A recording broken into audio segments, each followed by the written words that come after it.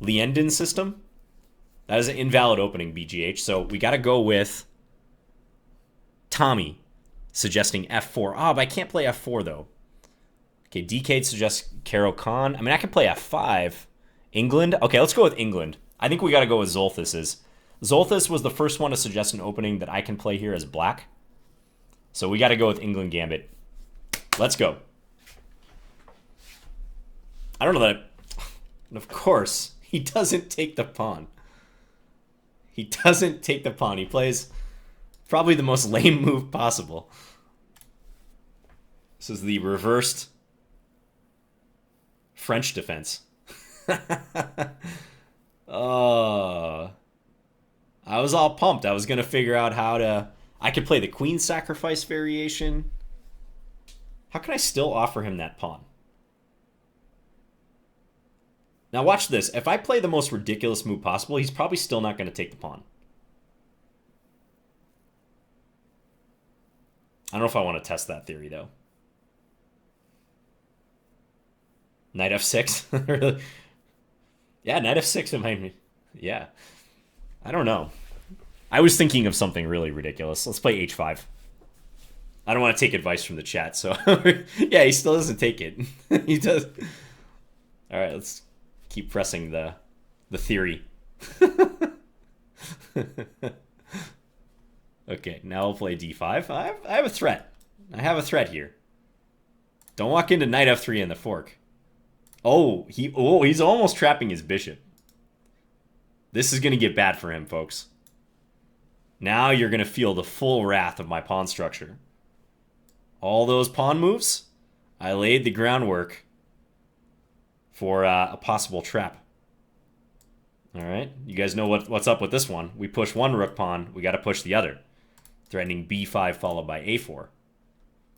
Okay, I'm 8 pawn moves in. Let's make it 9.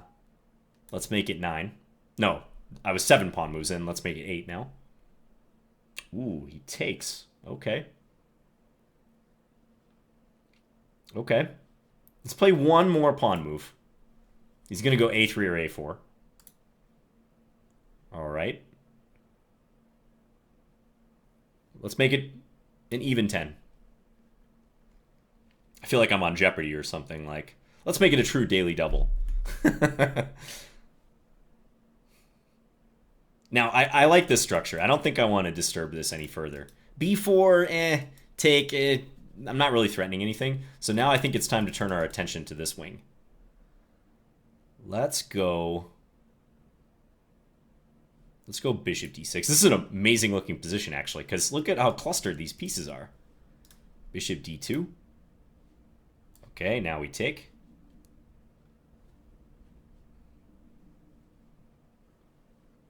White is extremely cramped. Ooh, bishop g2, rook here, bishop here. Oh. This is starting to look like asphyxiation. He's got to move the queen or play knight e2 and step into the pin. Okay. Now this pawn is hanging, so could go after that. I got to watch knight f5, though. There's a little bit of counterplay here. Let's be advised. So maybe queen f6 first. Queen f6 or knight e7. I feel like he's going to go bishop b4. Let's play queen f6, though. I like the look of this move. Because there might be some play here. Let's say he goes bishop b4. I'm thinking take and then take here. Or if he takes the pawn, just bring the rook in. And full-on clamp. Might even keep the dark square bishops. Keeping the bishops is kind of appealing, too. Although, he is ready to castle, I suppose. I can also trade. I mean, trade and then take here. That's looking pretty good. Pretty good.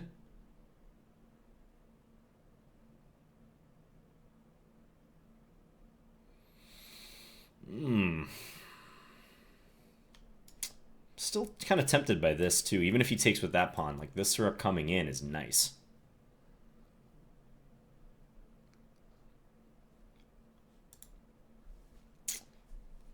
Well, no, let's just do this one. This is good, too.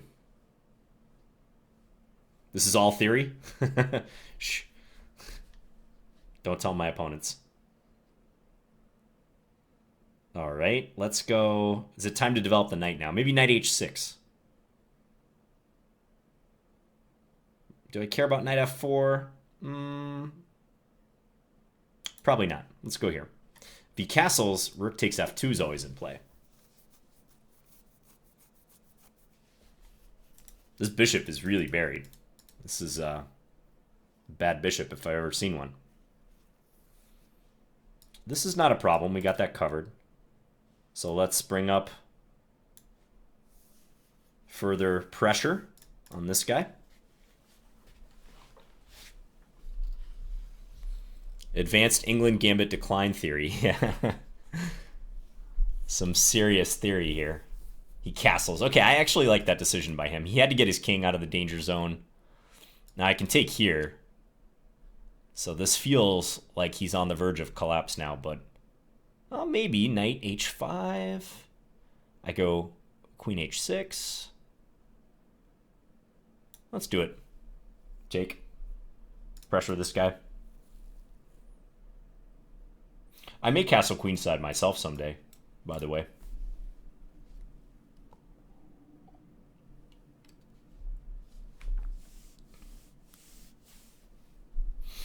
I'm not surprised I missed something.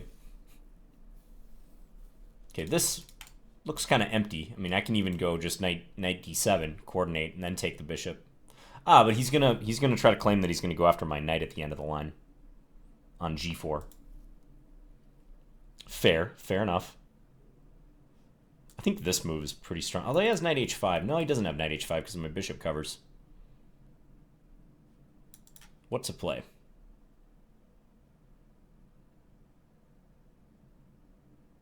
I have to maybe watch rook h1 in some cases.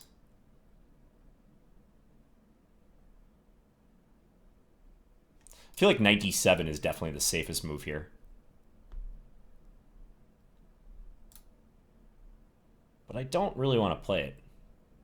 Just don't feel like it. This is the move I want to play, but the only thing I'm a little concerned about is rook h1. And then bishop takes, rook takes, and he's threatening perhaps some stuff around my king. It might be empty threats, though. Actually, not even sure I have to worry about that. But I'm going to go knight d7, I think. It's even knight a6. But nah, knight d7 is pretty straightforward.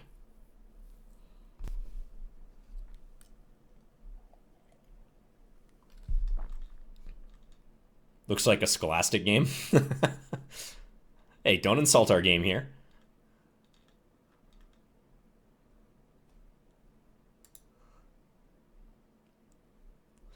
You know, when he played e3 on move 2, I was just... You know, it's sort of one of those things, like you're a misbehaving kid in the classroom. There's a substitute teacher. You're like, how far can I push them? How far can I annoy them before they snap? When they're just adamant about not taking the pawn. Okay, now rook takes e2 is strong, for sure. But again, I have such a bind on the position, I don't really want to do that. Now, castle, I would run into bishop takes d5, so that is something I have to be aware of.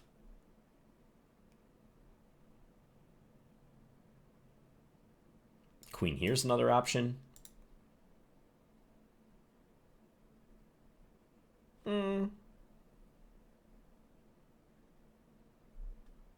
Okay, I think I'm going to take. We'll gather the material. It's a nice batch of material. I might park my king on e7 in the middle game. I'm thinking that's the thing to do. Just gonna avoid castling because of the bishop takes d5.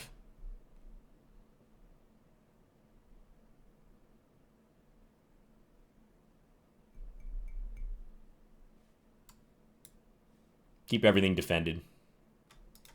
This will be snug. This will be real snug when we get this.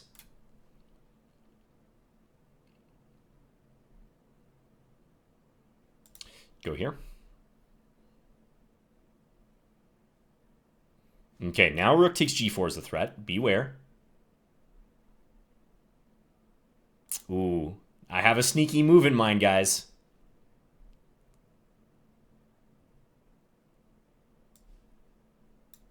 Let's see if he falls for it. I wish I would have played this faster. I should have played this right away. I'm trying to bait this. And then rook h1. Oh, he saw it, though. But a3? Look at this bishop. This bishop, have you ever seen a worse bishop than that? Oh, he still falls for it, though. He's still going to fall for it. I'm controlling the flight square. Oh. Oh. He didn't realize the difference after a3. Oh, and he falls on his sword. Salute to Jorge Luis Stan 84. That is a man of honor. He falls on his sword, allowing rook takes d1 checkmate. And the poor bishop walled in like a sarcophagus here. Wow, unable to assist his master. That was a fun game. I was skeptical that we were going to get an interesting finish on that one. Just because I feel like I actually kind of misplayed it. And it was sort of drifting into, I don't know, just grind him out territory. Hey, Tommy, thanks for the 5 gifted. Thank you, Tommy. But we were rewarded because he must have seen that rook takes g4 was failing initially here. But I guess he got a little excited after b3. He thought his king had an escape. But that's why I played a3. And we baited him. And he could block with the rook, right? But that doesn't change anything. You could also play queen e1. Queen e1 is the real pain move. Queen e1 take. Then he can escape mate for a little bit. But, yeah, he'd be down too much material. Counter Blunder, thanks for the 300 bits. Okay, what do you guys think will be my average centipawn loss in that game, and my opponent's? That needs to go on YouTube? Maybe, maybe. I don't want it to be perceived as bullying. We were just having some fun. But that was a fun game. Okay, average centipawn loss guesses. Duffman Chess is 129, 80, 70, 35, 46, 60, 27, 77. Hard to say, because I feel like I actually played pretty well, but some of the early moves are really going to dock me. I'm going to say...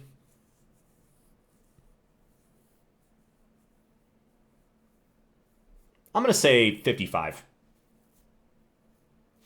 Let's see.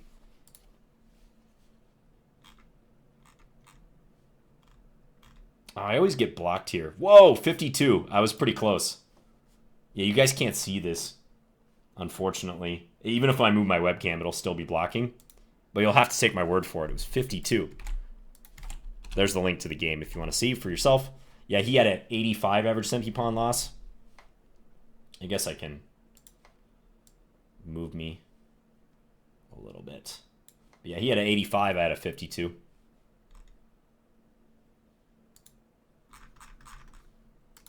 You just gotta love how with the automated analysis, I mean, e5 is double question mark, which I agree. You know, they even say e4, d5. Like the automated analysis, if it were running, it gives that a dubious mark. There's certain openings that Lichess is just unforgiving about. Okay, now from here, we just have a color-coded bonanza of inaccurate moves for both of us. e3, question mark, not taking the pawn. h5, black getting a little too excited.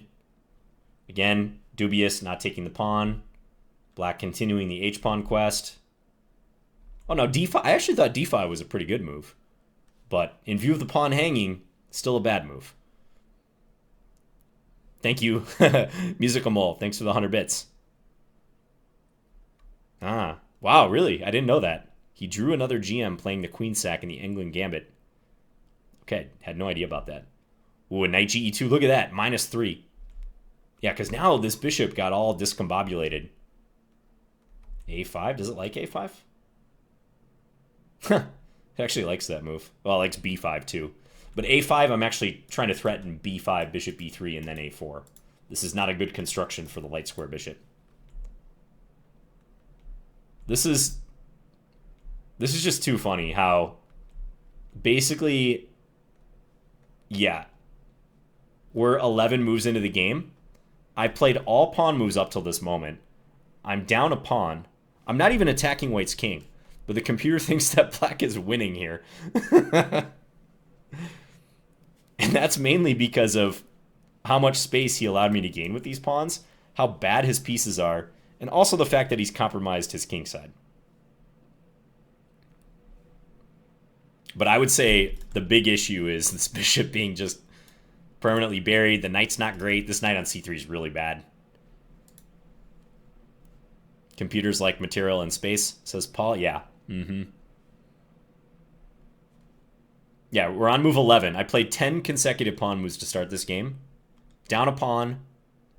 Again, his king is not even immediately attacked, and this is already winning. What could we name this game? The Pawn Push Immortal? Shancha says the A Immortal. The Pawn Push Immortal, maybe? The Immortal Cyberbully game? Should we get Agenmator to do a video recap of this? I can see it now. He has like this position up here. Picture of me like bullying an avatar with like a question mark over it.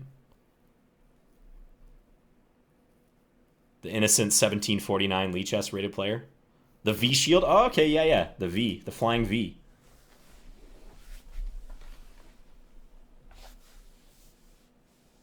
Some good ideas in here. What a ridiculous game. Bishop d6. I just developed. I didn't see a need to take that right away. I'm sure I missed some stuff, though. Bishop takes h3. It doesn't really like.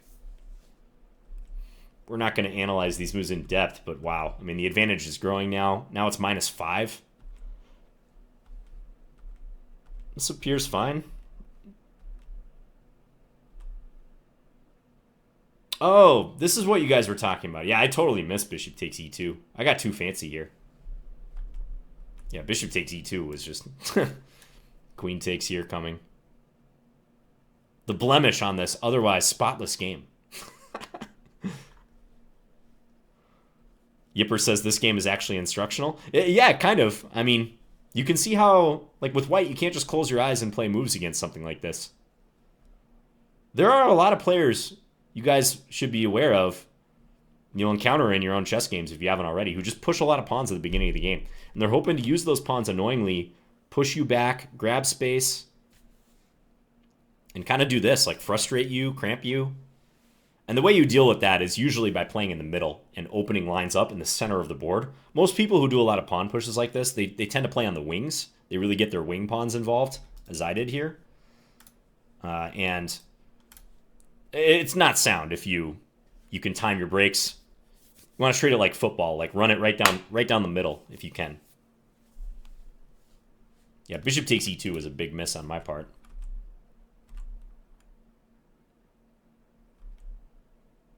I was falling in love with my position, though. What about here? I was debating... This is already -8. I was debating what to do here. Okay, a lot of good moves. Knight takes e3, bishop takes e2, knight a6. Yeah, this is all good. Massive, massive advantage. Oh, this ending was really cool, though. King e7, rook h8. I like that. Just set the little trap. And I swear, I'm pretty sure he saw it. I'm pretty sure he saw the initial trap here. And he's like, John, I'm not going to fall for that. You're going to get me on the back rank. Because he played b3, and, you know, that seemed to make room for the king. But then, yeah, a3. Slam the door. Poor bishop. And now he took, and that was fatal. Although it's only a matter of time, really, But yeah, applause, kudos to this guy for, again, falling on his sword, going down like a gentleman. That's what they would do in, you know, the 18th century or something. Allow the checkmate. Fun game. The Minnesota Strangler? Oh, man. That's violent. Kind of fitting, though, for this game. Your c-pawn is actually sound, even though it looks like a target. Yep. That is the base of the V. You guys ever seen ducks fly in formation? I could quote some Mighty Ducks right now. Who's the strongest duck of all? Well, actually, it's the duck at the beginning. But I don't know where I was going with that. But the C6 pawn was pretty strong in this one, securing the entire base. Pawns fly together, exactly. Charlie Conway, the C pawn. Yeah.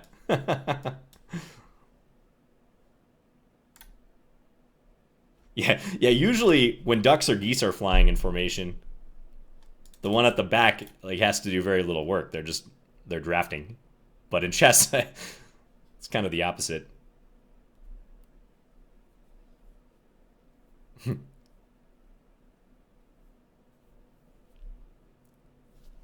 Oh man, fun stuff. Well, if you're watching this on YouTube, maybe.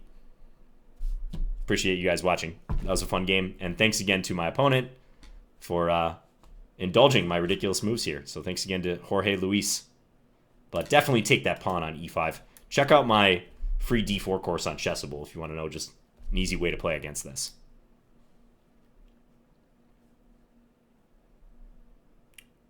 Poultry in motion. Get out of here, Duffman Chess. Get out. Get out immediately. Leave.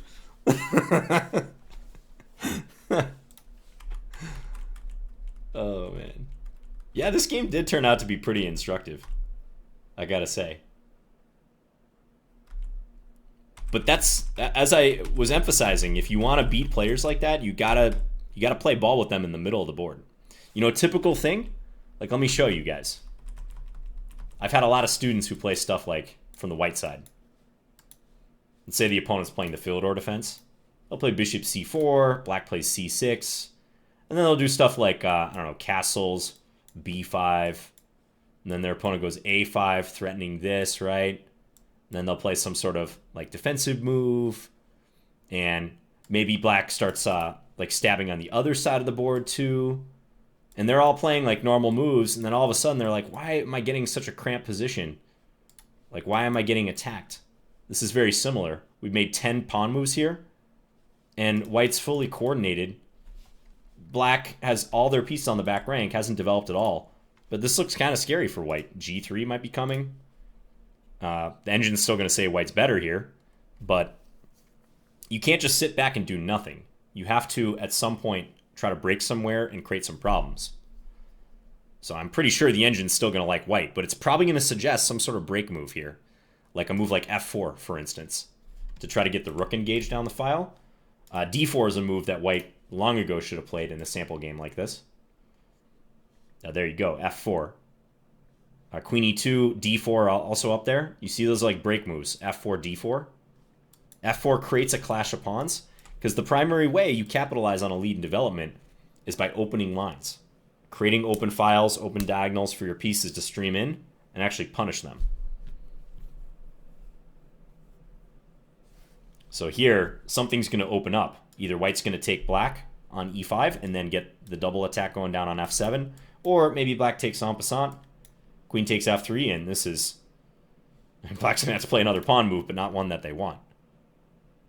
Yeah, thank you, Ricardo.